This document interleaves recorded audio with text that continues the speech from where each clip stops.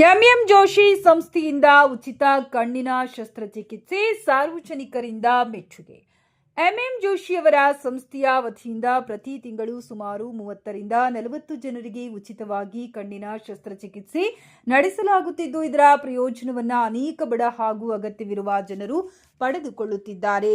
ಸಂಸ್ಥೆಯ ಈ ಸಮಾಜಮುಖಿ ಸೇವೆಯಿಂದ ಹಲವರು ಮಂದಿಗೆ ದೃಷ್ಟಿ ಮರಳಿದ್ದು, ಫಲಾನುಭವಿಗಳು ಹಾಗೂ ಸಾರ್ವಜನಿಕರು ಎಂಎಂ ಜೋಶಿಯವರ ಸಂಸ್ಥೆಗೆ ಹೃತ್ಪೂರ್ವಕ ಅಭಿನಂದನೆಗಳನ್ನು ಹಾಗೂ ಕೃತಜ್ಞತೆಗಳನ್ನು ಸಲ್ಲಿಸಿದ್ದಾರೆ.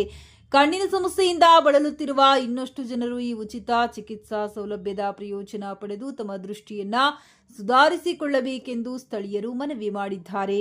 ಸಮಾಜದ ಆರೋಗ್ಯ ಸೇವೆಯಲ್ಲಿ ಎಂಎಂ ಜೋಶಿ ಸಂಸ್ಥೆ ಸಲ್ಲಿಸುತ್ತಿರುವ ಈ ನಿಸ್ವಾರ್ಥ ಸೇವೆ ಮಾದರಿಯಾಗಿದ್ದು, ಮುಂದಿನ ದಿನಗಳಲ್ಲಿಯೂ ಇಂತಹ ಜನಪರ ಕಾರ್ಯಕ್ರಮಗಳು ನಿರಂತರವಾಗಿ ನಡೆಯಲಿ ಎಂದು ಸಾರ್ವಜನಿಕರು ಆಶಿಸಿದ್ದಾರೆ. ವರದಿಗಾರ ಗೌತಮ್ ಯಾದವ್, ಕನಕಗಿರಿ.